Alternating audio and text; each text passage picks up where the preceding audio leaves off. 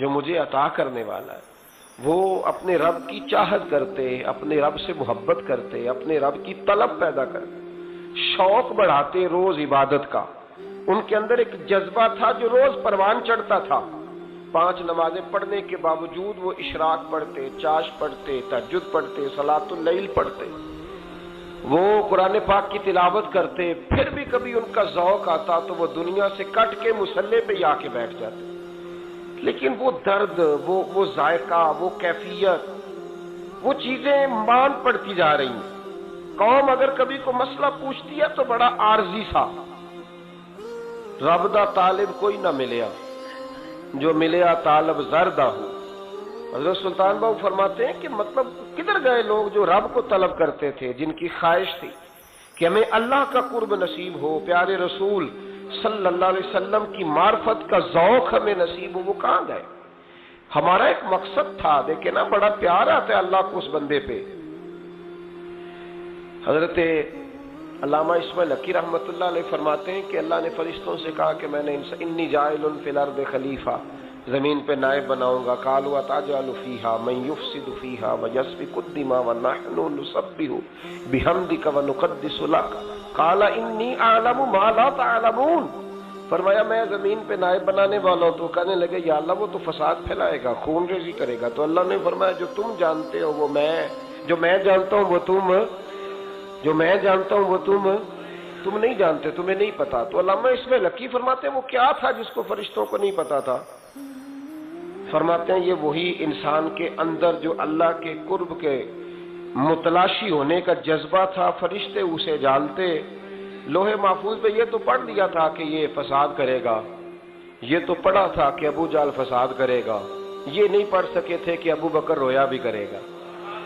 یہ تو پڑھ لیا تھا انہوں نے، یہ تو پڑھ لیا تھا کہ اخنس بن شریک تلواریں نکال کے لوگوں کو قتل کرے گا، یہ نہیں پڑھا تھا کہ مولا علی شیر خدا مزدوری کریں گے اور جو مزدوری ملے گی وہ اللہ کے بندوں میں تقسیم کر دیا کریں گے۔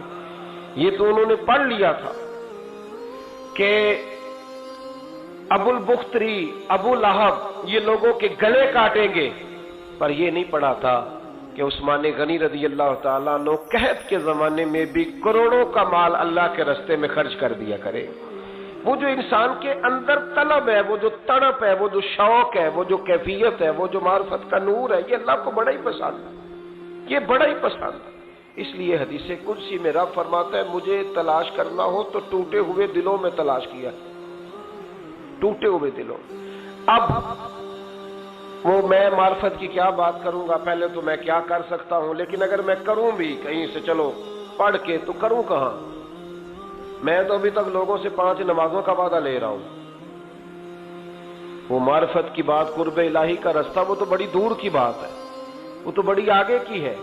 ابھی تک تو ہم یہ وعدہ لے رہے ہیں کہ داڑھی رکھ لو گے، سچ بولو گے، حلال کھاؤ گے۔ مطلب وہ جو ہمارے بزرگوں نے لکھا، وہ جو جذب ہے، وہ جو کیفیت ہے، وہ جو عبادت ہے، وہ جو تڑپ ہے، اور وہ پھر جو ایک مقام ہے کہ انسان اپنے رب کی اس طرح عبادت کرے کہ وہ اپنے رب کو دیکھ رہا ہے، وہ جو ایک مقام ہے۔ اور کم از کم یہ نہ ہو تو حضور فرمانے لگے اتنا تو ہو کہ رب تجھے دیکھ رہا ہے، لیکن وہ تو درجہ ہے نا بڑا آگے، ہم اسے بڑا آگے کی بات تصور کرتے ہیں، لیکن حضور نے اپنی امت کے لیے اسے ضروری قرار دیا۔ بھائیو تھوڑا سا نا آگے اٹھ کے، مطلب بڑے بڑے آدمی بن گئے ہم لوگ، بڑے بڑے آدمی کیسے بن گئے کہ جس کے پاس پھوٹی کوڑی نہیں ہوتی تھی اس کے اکاؤنٹ میں کروڑوں آ گیا تو وہ کہتا میں بڑا آدمی بن گیا۔ جس کے پاس سائیکل نہیں تھی تو اب وہ 1.25 کروڑ کی کار پہ پجاروں پہ بیٹھتا ہے تو کہتا ہے میں بڑا آدمی۔ تو اس طرح تو انسان بڑا نہیں بنتا، بڑا تو تب بنے گا جب تیرے دل میں رب کی معرفت بڑی ہوگی، جب اللہ کا قرب بڑا ہوگا، جب تم متلاشی ہوگا اس کے راستے کا۔